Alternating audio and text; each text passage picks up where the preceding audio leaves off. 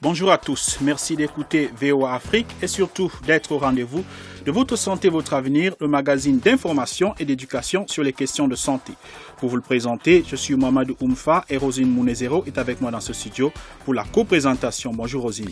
Bonjour Mohamedou, bonjour chers auditeurs. Cette semaine, nous parlons des infections sexuellement transmissibles dans les zones de conflit. C'est à l'occasion de la visite de travail du directeur exécutif de l'ONU-SIDA en République centrafricaine. Aujourd'hui, on a plus de 600 000 déplacés sur une population de 4 millions et on a plus de 7 000 nouvelles infections chaque année, moins de 30% qui ont accès au traitement chez les adultes, donc c'est un problème.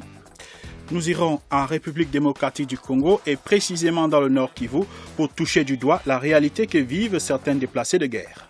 Les maladies telles que la blénorragie, le syphilis, ça c'est très fréquent parmi les déplacés. En faisant la débauche, se croiser avec une personne qui n'est pas son partenaire, ils attrapent de telles maladies. Pour en savoir davantage, restez à l'écoute de ce programme qui commence par l'actualité. Coup d'œil sur l'actualité. Et l'actualité cette semaine, c'est avec Félix Yepassis Zembrou. Bonjour Félix. Bonjour Mohamedou. Parlons tout d'abord de l'épidémie d'Ebola qui fait toujours des victimes en République démocratique du Congo. Quel est le bilan de la situation? Oui, selon le bulletin épidémiologique publié le 10 octobre par le ministère congolais de la Santé, il y a eu 159 cas confirmés de malades d'Ebola depuis le début de l'épidémie. Parmi ces cas, il y a eu 87 morts et 53 personnes guéries. La campagne de vaccination se poursuit également et plus de 15 000 personnes ont déjà été vaccinées. Il faut dire, Félix, que la riposte n'est pas facile du fait des résistances et de la situation sécuritaire. Effectivement, d'ailleurs, des volontaires de la Croix-Rouge ont été blessés suite à une agression lors d'un enterrement d'un cas suspect d'Ebola il y a quelques jours. Les 2 blessés admis à l'hôpital ont été attaqués par des membres de la famille lors de l'enterrement le 2 octobre à Butembo, à 50 km de Beni, a précisé le président national de la Croix-Rouge en RDC, Grégoire Matesso. Outre les résistances, la réponse est compliquée par la situation sécuritaire au nord de Beni, fief du groupe armé ADF qui effectue des attaques de temps en temps. Les équipes de la riposte anti-Ebola vont pouvoir faire appel aux forces de l'ordre pendant les prélèvements et les enterrements dignes et sécurisés, a indiqué le ministère de la Santé. Il s'agit de l'une des mesures prises par les autorités de Beni après les nombreuses agressions des équipes de la riposte et le non-respect des mesures de prévention. Et enfin, toujours en rapport avec l'épidémie, les autorités durcissent le ton contre les guérisseurs traditionnels.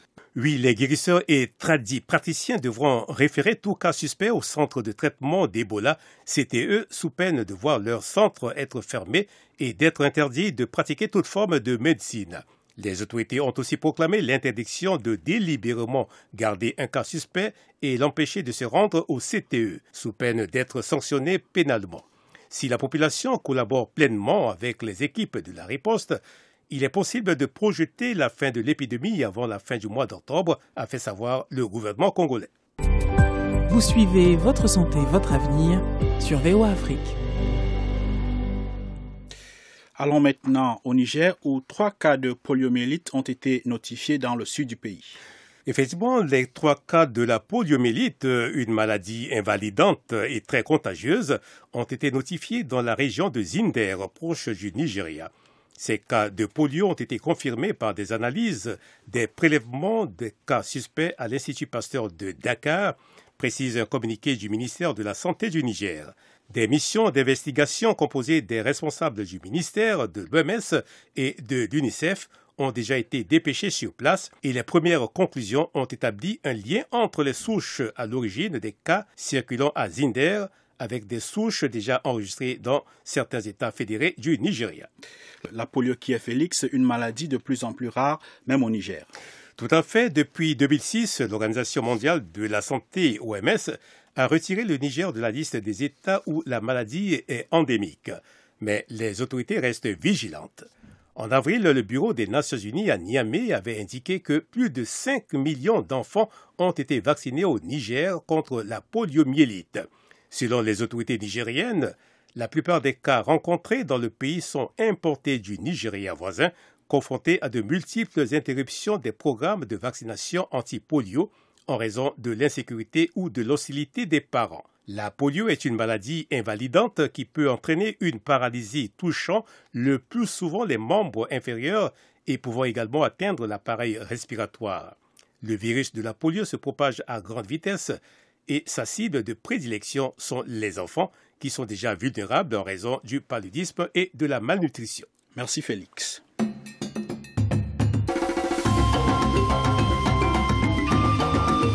Votre santé, votre avenir, l'invité de la semaine.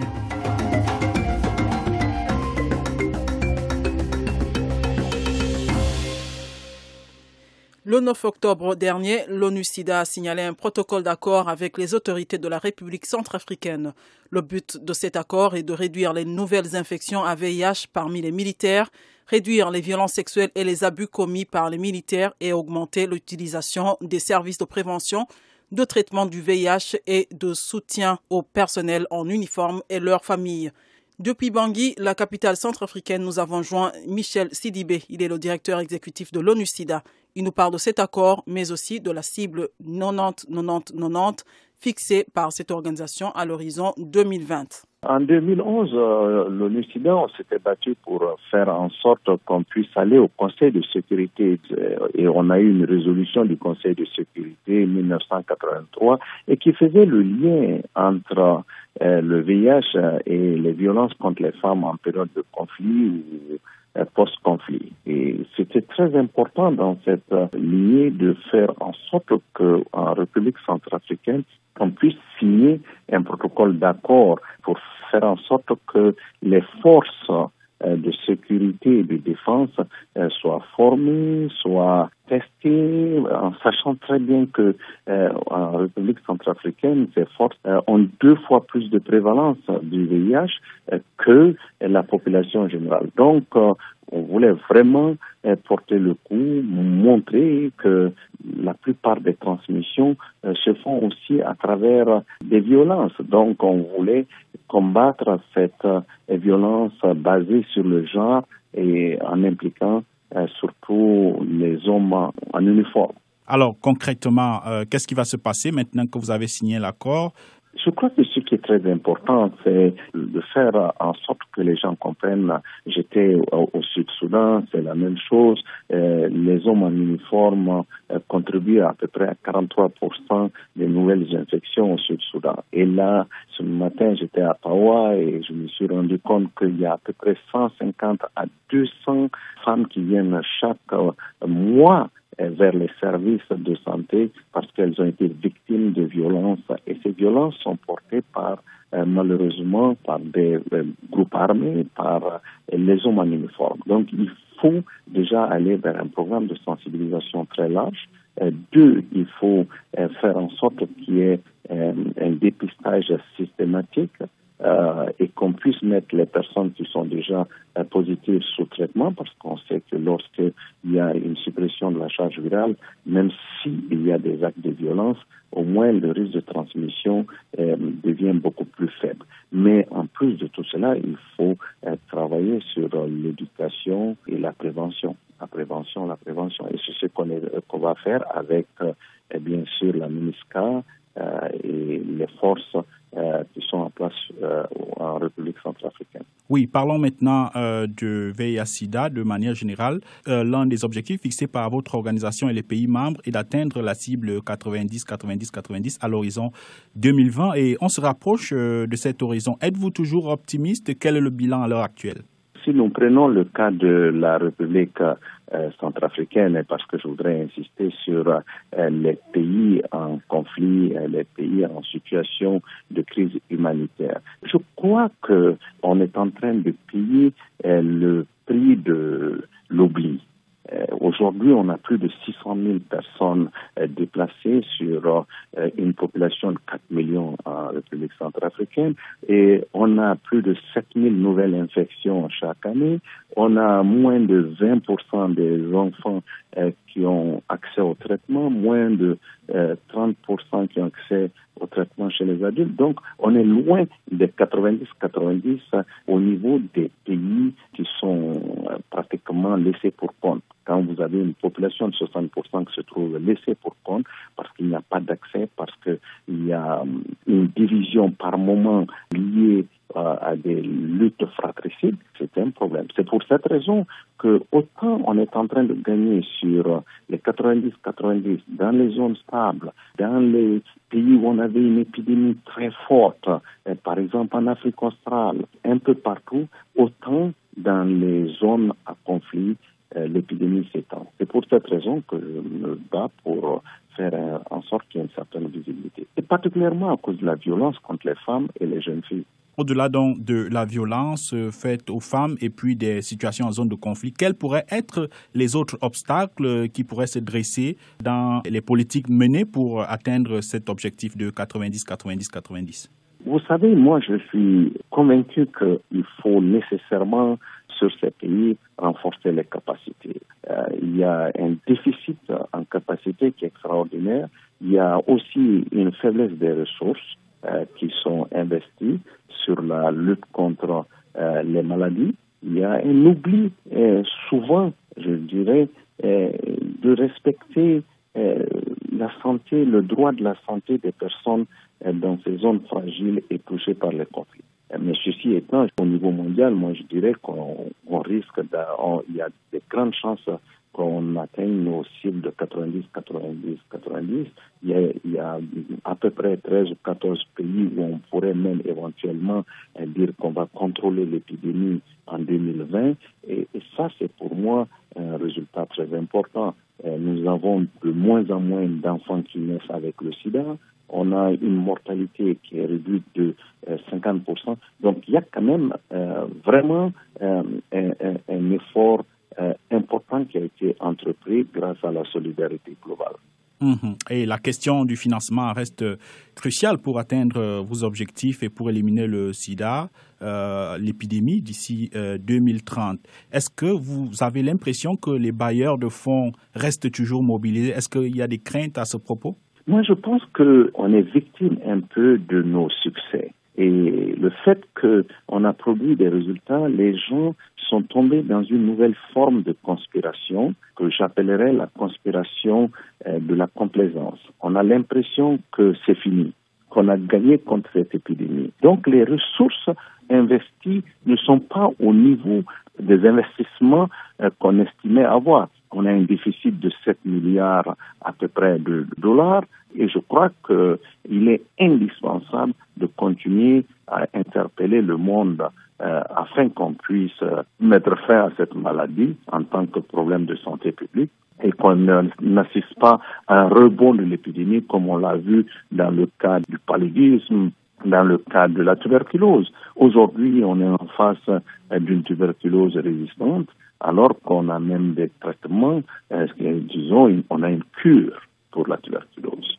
Donc, il faut surtout ne pas perdre cela de vue et il faut faire en sorte que les investissements continuent.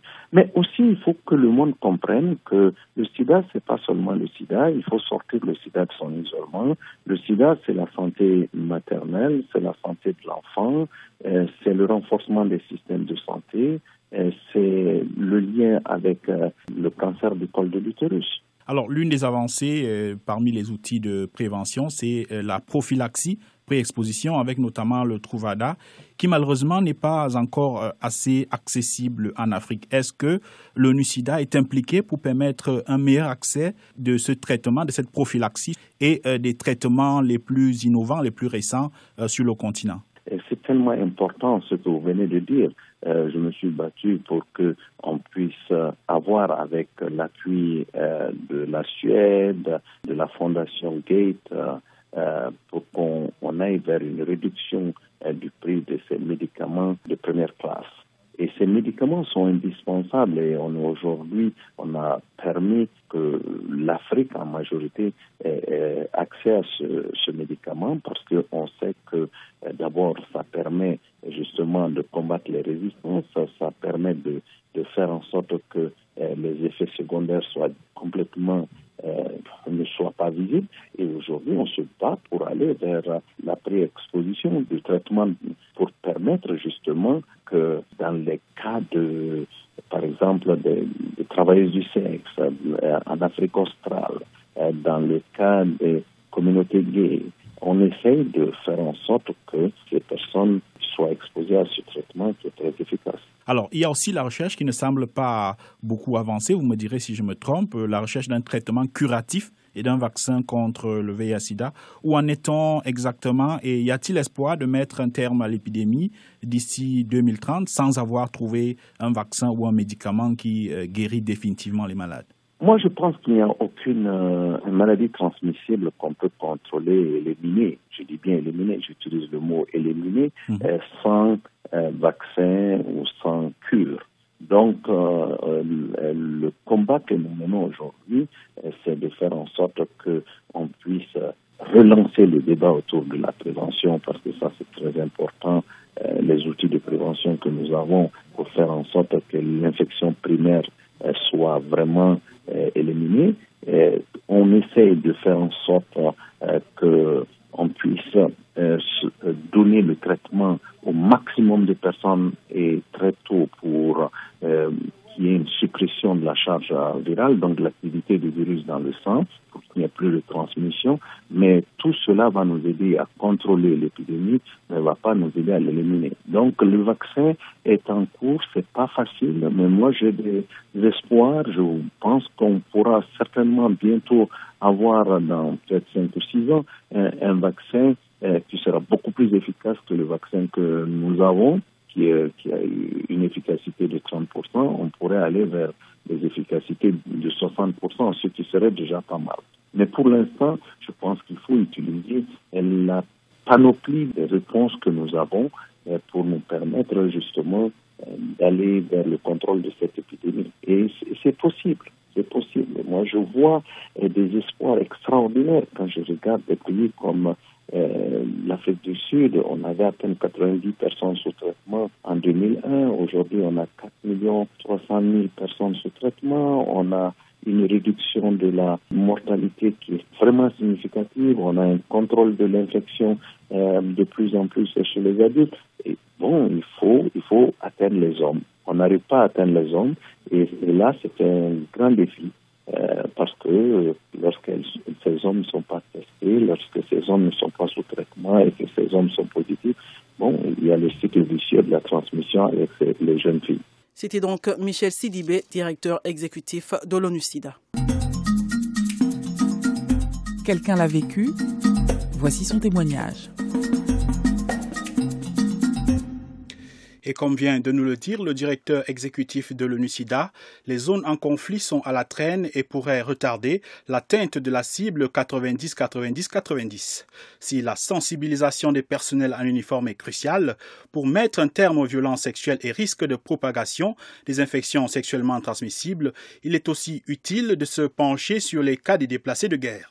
Des déplacés qui, du fait de la promiscuité, de l'oisiveté ou des besoins de survie, développent des pratiques à risque. À Oicha, une localité située à une 60aine de kilomètres de Beni dans le Nord Kivu, se trouve un camp de déplacés. Là-bas, notre correspondant Erika Somouissi a rencontré Mouti Mavisa Kambale, le président du comité des déplacés. Il a accepté de nous raconter leurs conditions de vie et leurs problèmes de santé.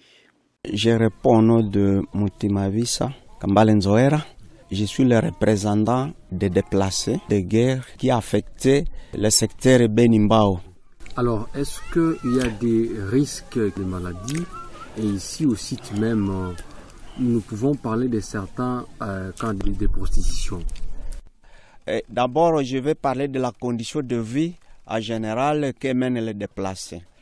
Depuis que les déplacés sont arrivés ici, dans un premier temps, il y a les autochtones qui étaient mobilisés. Il y a des églises qui étaient mobilisées. Il y a eu des associations de jeunes qui étaient mobilisés à faire des petites collectes de vivres pour ainsi partager à se déplacer. Cette assistance n'a pas perduré. C'est une assistance qui peut durer 2-3 jours. Bon, il y a eu maintenant les déplacés qui mènent une vie très critique. Ne sachant quoi faire, ils se sont obligés de faire des petits travaux journaliers pour se procurer un peu de l'argent, pour payer ne fût-ce que les vivres aux enfants. Ils se donnent aussi dans les travaux de ramassage des noix de palme qu'ils doivent congasser pour ici vendre. 1 kilo revient à 150 ou bien 200 francs pour payer un peu de la nourriture du sommet pour se procurer à vivre. Bon, maintenant, le risque. Depuis que nous sommes arrivés ici, nous courons beaucoup de risques. Il y a les risques de maladies, il y a les risques de prostitution, il y a aussi des risques d'attraper quelqu'un en train de se ravitailler dans les champs d'un autochtone. Bon, on le suppose comme un voleur. Beaucoup de risques que nous courons ici. Bon, nos frères pygmées, ils n'ont pas cette habitude-là de se mélanger parmi d'autres populations qui n'est pas pygmées. À se séparer d'autres populations, ils n'ont pas vraiment cet accès-là d'avoir de vivre, puisqu'il n'y a pas quelqu'un qui peut venir et le prendre, aller faire des travaux dans les champs. Ils ont tendance de rentrer là où ils ont quitté pour aller chercher des vivres dans des champs là-bas. Et quand ils arrivent là-bas, il y a risque de se rencontrer avec les égorgeurs et il y a d'autres qui perdent leur vie là-bas. Deuxièmement, ici dans les sites, les gens sont venus avec des jeunes filles non mariées. Ils sont venus avec des garçons. Maintenant, en vivant ensemble, maintenant, ils ont tendance de pratiquer la prostitution. Il y a certains cas de maladie qui peuvent avoir été détectés. Bon, je peux parler très fréquemment de IST, les maladies telles que la blénorragie, le syphilis. Ça, c'est très fréquent parmi les déplacés. En faisant la débauche, se croiser avec une personne qui n'est pas son partenaire, ils attrapent de telles maladies.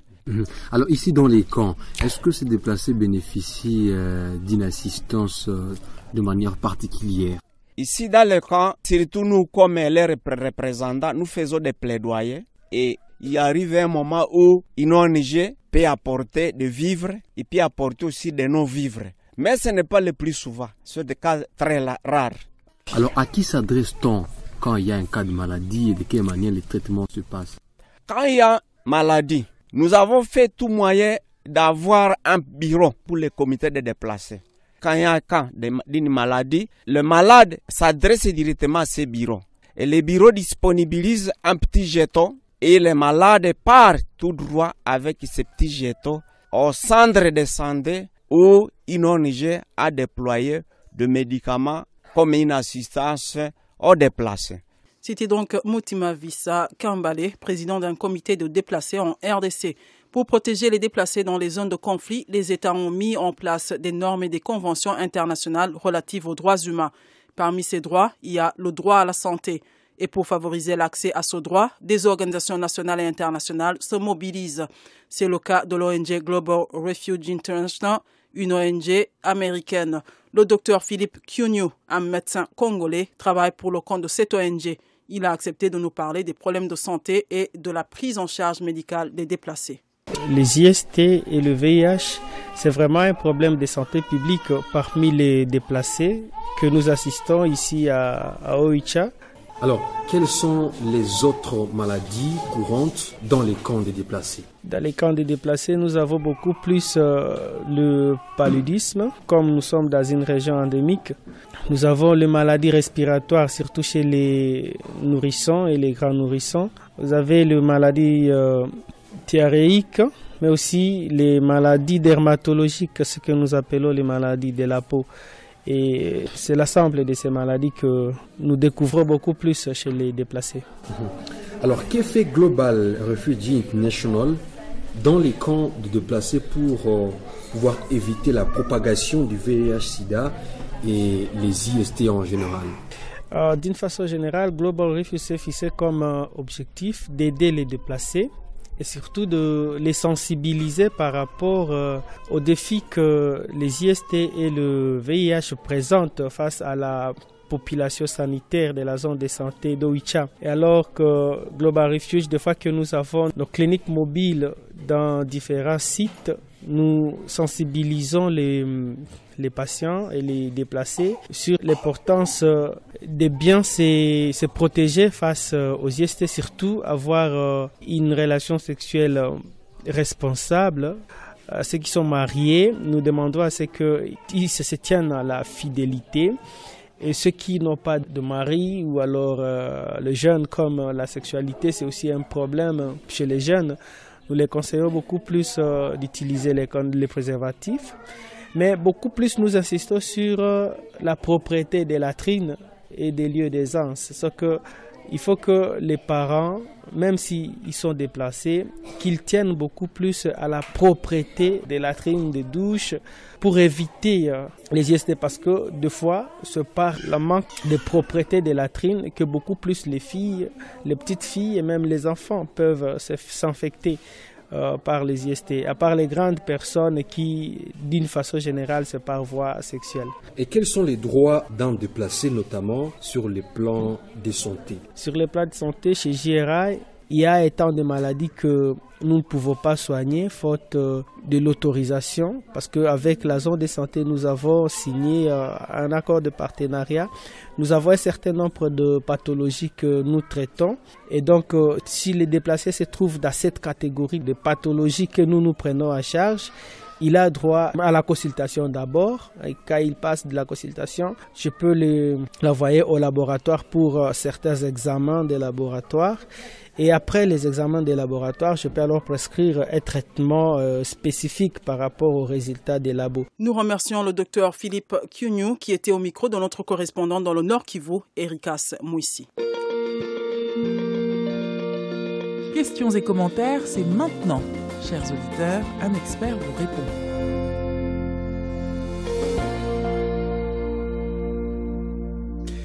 Et voici le moment, chers auditeurs, où nous vous donnons la parole pour poser vos problèmes de santé.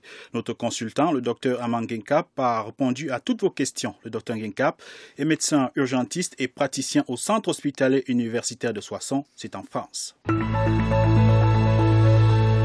Bonjour docteur, je suis Ornélie Moulamba de Beni, en République démocratique du Congo. Dans nombreuses familles, l'on observe une différence dans la ressemblance des enfants. Tantôt l'enfant ressemble à la maman, tantôt au papa. Qu'est-ce qui est souvent à la base de cette différence? La différence physionomique que l'on observe chez les enfants d'une même famille, d'un même couple, est essentiellement liée au fait que, en dehors des vrais jumeaux, à savoir des jumeaux monozygotes, les enfants, bien qu'étant issus d'une même famille, d'un même père ou d'une même mère, ne reçoivent pas forcément le même patrimoine génétique de leurs parents. Ils auront, de ce fait, du moins ces enfants, auront une physionomie très souvent différente, à savoir une différence dans la couleur des yeux, dans la forme du nez, dans la forme de la bouche, dans la texture des cheveux, bref, une différence dans la constitution de leur visage. Avec toutefois la persistance d'un trait familial que l'on peut bien observer. La transmission du patrimoine génétique à chaque enfant est un fait du hasard et s'inscrit dans une espèce de loterie familiale, une espèce de tirage au sort au sein de la famille. Ce n'est ni le fait du père, ce n'est ni le fait de la mère, ça repose essentiellement sur un fait de hasard. Si vous aussi vous avez des questions, des observations ou des commentaires, contactez-nous sur la page Facebook de VOA Afrique.